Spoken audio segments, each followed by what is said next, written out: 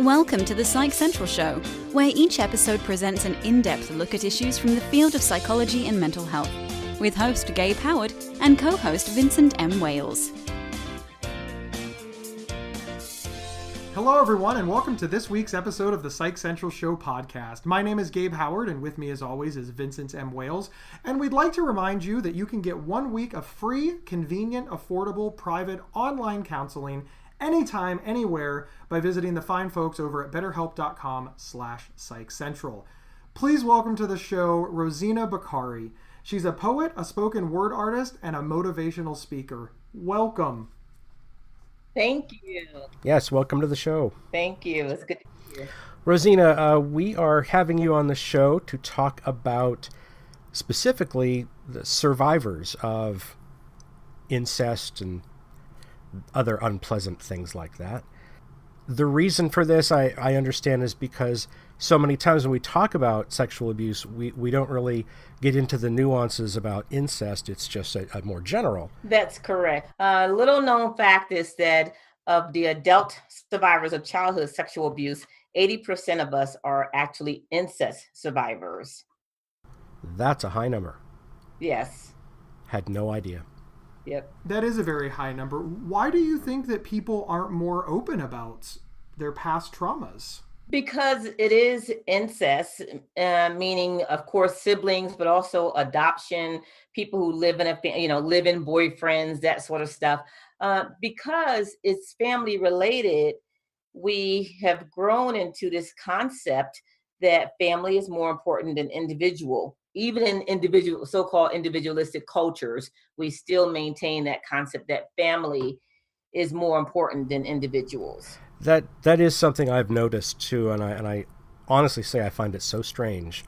You know, we often hear about, the nuclear family is the center. No, the individual, one person is the center of society. So yeah, it never made any sense to me. Yeah, so we do a lot to protect the family, especially because the ages for incest really do start very young.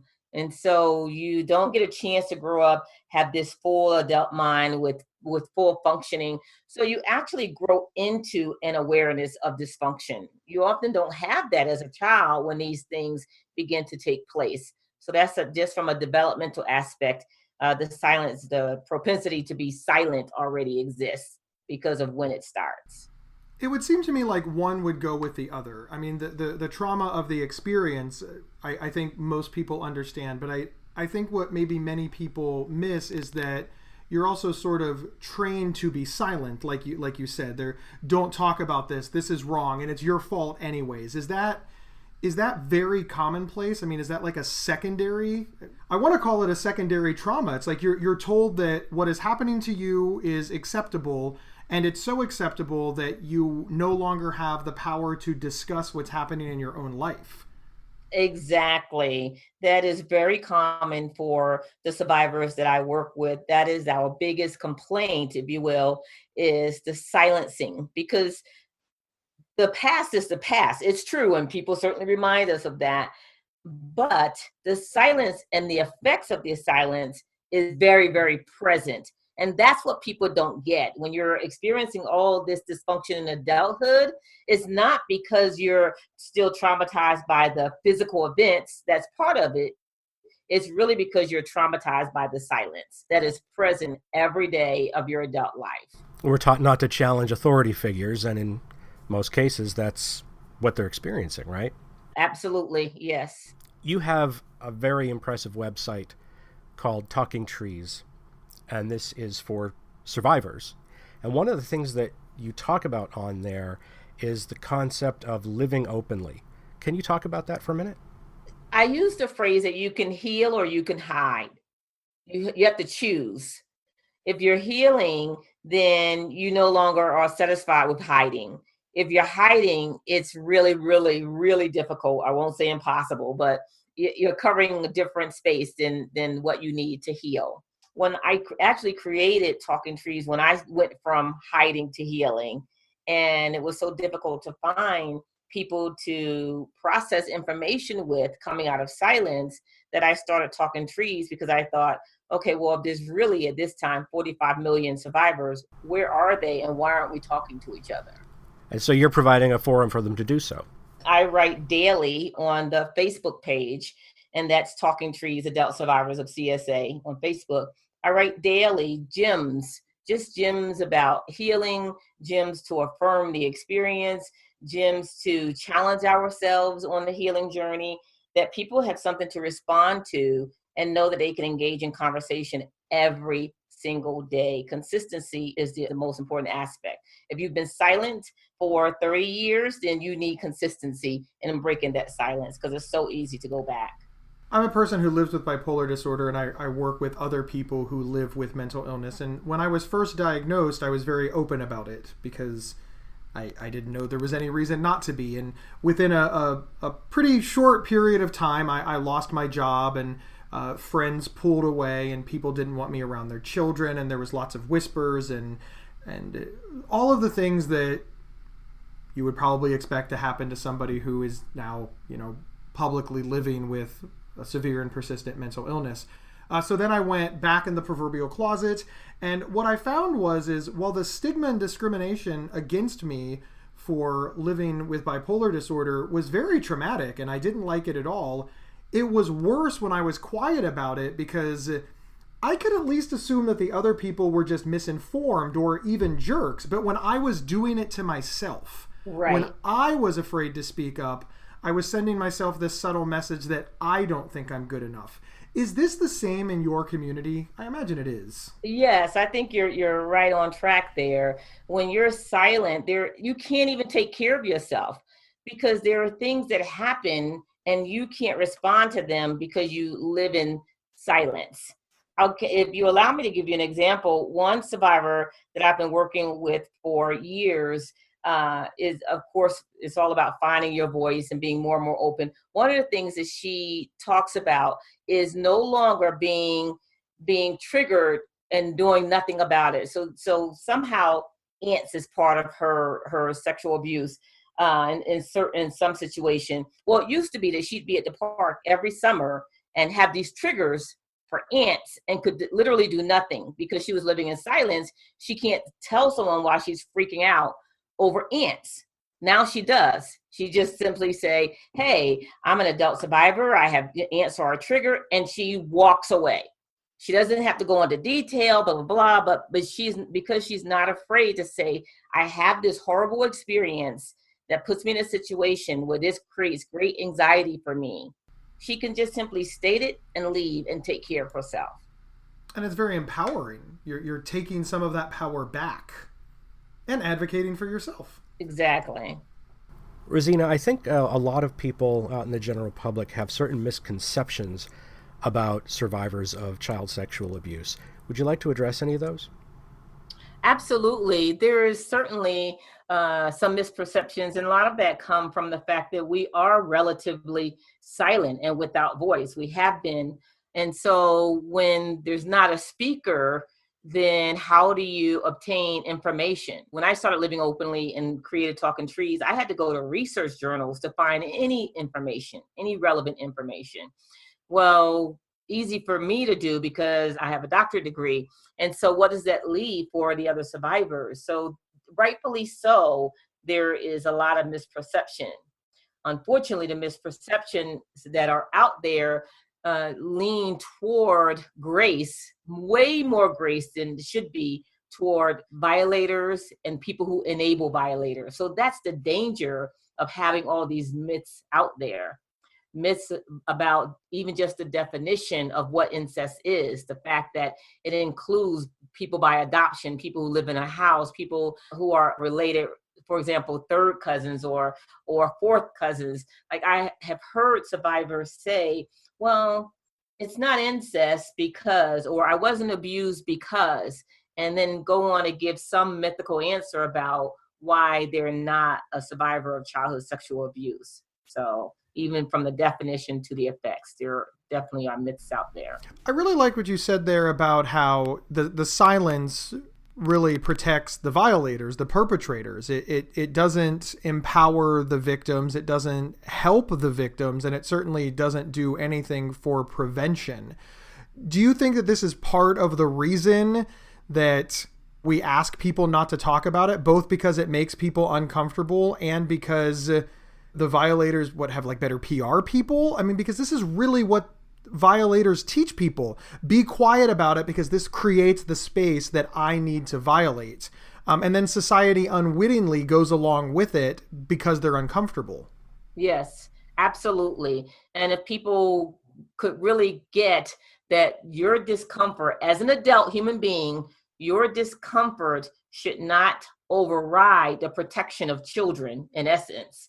And that's what's happening. The more we decide collectively as a society in the world that we're just not going to talk about the things that make us uncomfortable, the bigger those things are. They're horrible things, and we have to talk about them.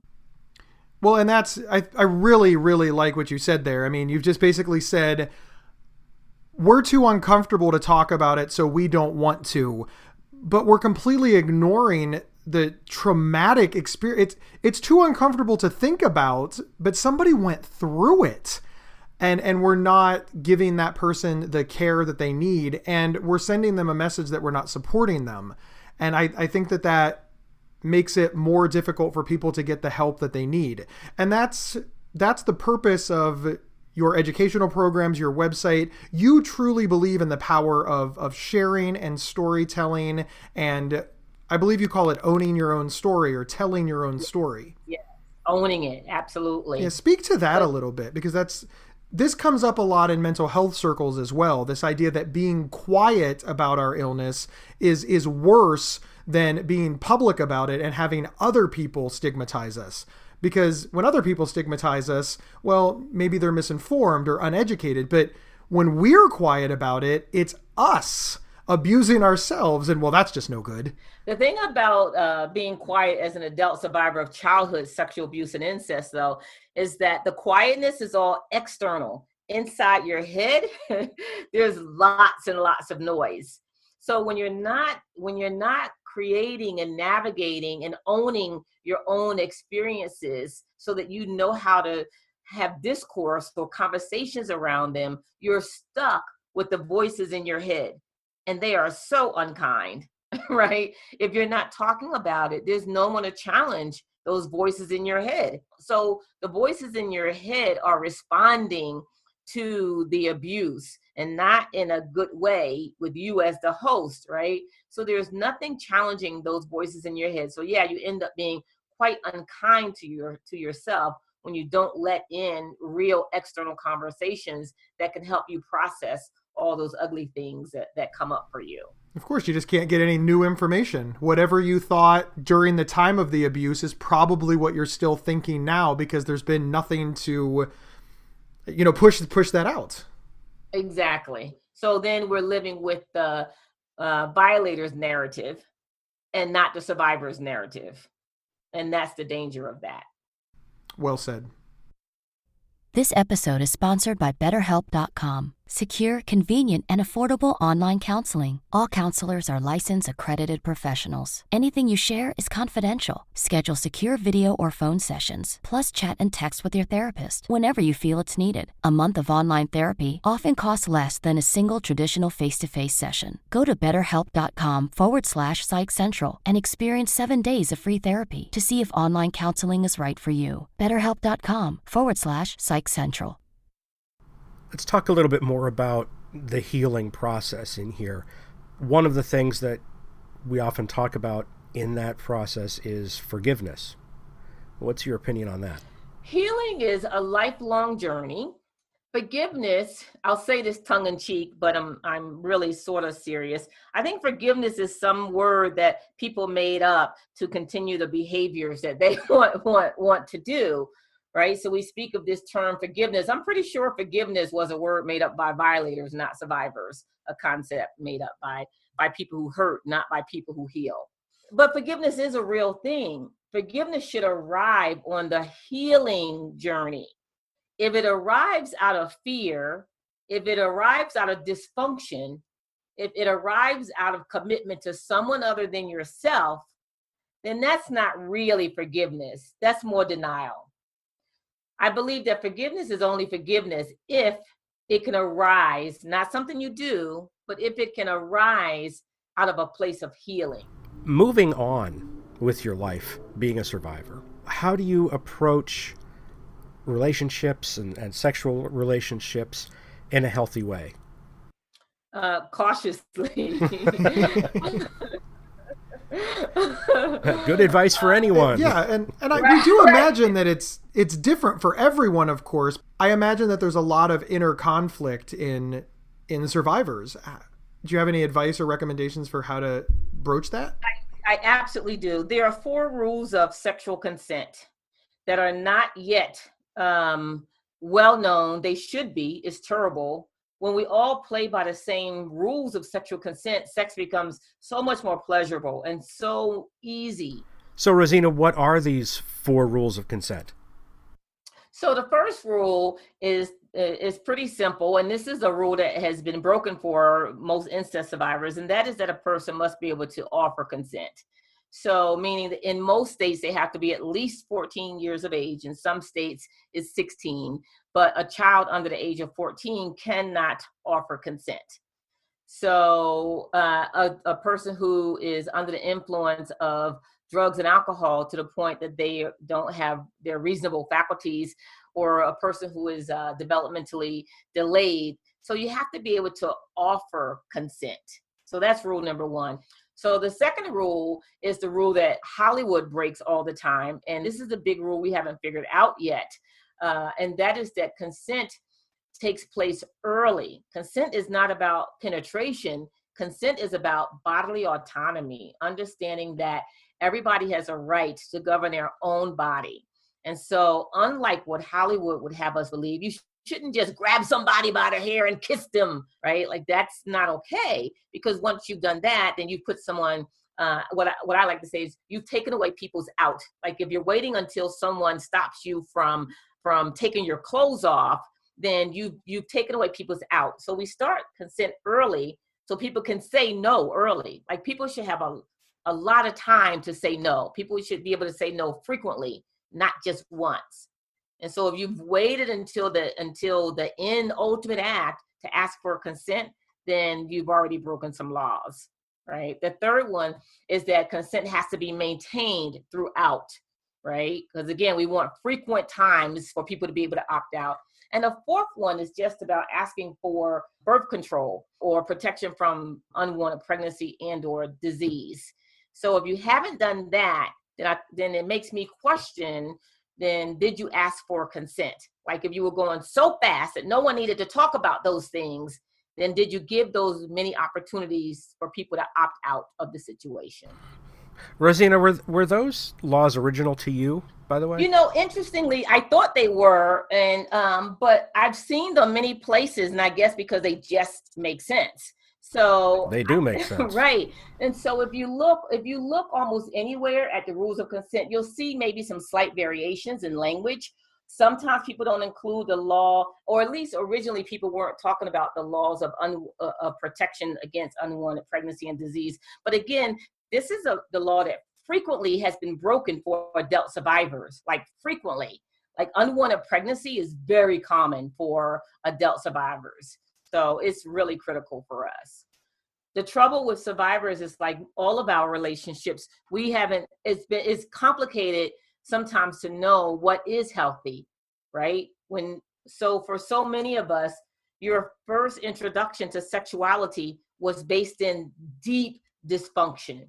Like who wants to say, well, the first time that I had this sexual experience, it was my father or my brother or my uncle or my grandfather. Like when that's the beginning of your sexual experience, it remains traumatic, right? Then how do you figure out what quality relationships really are and where you fit intimacy into those? So to me, if you understand the 4 rules of sexual consent, then everybody is safe, period. Like it's not up to that person to make you safe. If you play by the rules, then everybody is safe. And so if you start with the safety net of having some rules as opposed to trying to trust your judgment or somebody else's judgment, then I think you grow into making better judgments about those types of relationships. So don't leave it up. I say don't leave it up to your feelings or intuition that we always like to talk about, because those are only as good as you are healthy. So if you have a lot of dysfunction going on up there or misperception, then using your intuition may not get you the space that you want. That makes perfect sense, actually. It really, really does. I really like what you said about your intuition is only as good as you are healthy. Our intuition changes. I am much more intuitive to people's feelings at 40 than I certainly was at 20. In some areas, I'm more selfish. I am more selfish with my time, but I'm less selfish with understanding. And that's just age related. We're not dealing with a trauma response in any of these conversations. One of the things that we want to talk about, as you pointed out, incest deals with families, and it deals with people that are in your life, or people that you care about are in their lives. And this makes it that much more complicated. Is it possible to have your abusers still in your life and be mentally healthy? Can you speak on that a little bit? Because I imagine that this gets very, very complicated. It is really complicated. I would say anything is possible. It's all about what healing you have done. So we use the words no contact. The survivor understands that contact with the abuser or people who support the abuser, that having contact with them greatly becomes an obstacle on a healing journey. So we do something consciously to avoid contact. That helps a lot. That is what people who thrive generally do. That being said, no contact looks very, very different. So sometimes survivors, for example, go no contact, meaning they have no physical contact, but they still have relationships with people. They talk on the phone, they may send gifts or whatever. It depends. But generally speaking, for people who thrive, the less contact we have with family, the healthier we become. But that's a process. I was almost 45 years old when I started going no contact. I had a husband of many years, children, I had all these things. No contact looks very different at that stage of your life than it does trying to go no contact in your 20s. Like, that's very different. And so that's when people, from a developmental standpoint, again, may hang on a little longer. Plus, you still have this perception that life is fair and just and things are going to work out. You are right. Truer words have never been spoken on this show. Right, so how that looks is so individualized. It's like the forgiveness thing. No one can tell you or should ever tell you if and when you should forgive. No one can tell you that. Healing is a process. Do I let go of my family and pick up addiction? Like, every survivor has to balance all of this stuff for themselves. And it's really quite the balancing act. Imagine so. Rosina, you have a book out called Too Much Love Is Not Enough. Would you please tell us about it? Yes. So I've been working with adult survivors since 2010. And I've been really careful about acting as a participant in there as we create these rules, kind of a language around speaking. But I've been doing so sort of as a mentor. And so at this junction in my life, it was time for me to be more transparent with what my experiences have been, so we could at least say, hey, we've been talking for 8 years, and this is all the stuff that we've been talking about, and this is how it looks in one person's life. And I did that as an invitation to invite survivors on this healing journey to say, I know, like, I'm not just writing this stuff. Like, this is how all of these concepts have unfolded for me. And so I really wanted for it to be literally an invitation for people to get on a healing journey and say, yep, it's gonna hurt. There's a lot of discomfort in it.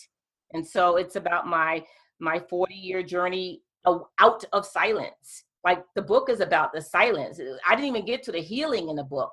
It's about the silence and how intentional our healing has to be if we want to heal. Well, thank you so very much. I imagine that it's available on Amazon and your finer retailers nationwide and online. And one more time, what's your website and who should visit it? Who is it designed for? The website is designed for every survivor for sure, and definitely for people who want to be allies to survivors. There's a lot of information there. There's a frequently asked questions section. There's some work by other survivors there. There are some video resources. So it's really for people who care about creating safe space in the world for adult survivors. And the website is talkingtreesurvivors.com. Plural trees and plural survivors. talkingtreesurvivors.com. Of course, and as always, we put all of this in the show notes so you don't have to rely on your memory, because no doubt you are listening to this podcast while on the treadmill, going at full speed, right. Staying as healthy as humanly possible. Thank you so much for this enlightening and open and candid conversation about a subject that, you're right, society would much rather sweep under the rug than address. And I imagine that you have done a lot of good here for a lot of people. So thank you for your work, and please continue. Thank you so much. Thank you. I appreciate it. Thanks for having me. It was great having you. Thank you. All right, everybody, thank you for tuning in, and we will see you next week. Thank you for listening to the Psych Central Show. Please rate, review, and subscribe on iTunes or wherever you found this podcast. We encourage you to share our show on social media and with friends and family. Previous episodes can be found at psychcentral.com/show. PsychCentral.com is the internet's oldest and largest independent mental health website. Psych Central is overseen by Dr. John Grohol, a mental health expert and one of the pioneering leaders in online mental health. Our host, Gabe Howard, is an award-winning writer and speaker who travels nationally. You can find more information on Gabe at gabehoward.com. Our co-host, Vincent M. Wales, is a trained suicide prevention crisis counselor and author of several award-winning speculative fiction novels. You can learn more about Vincent at vincentmwales.com. If you have feedback about the show, please email talkback@psychcentral.com.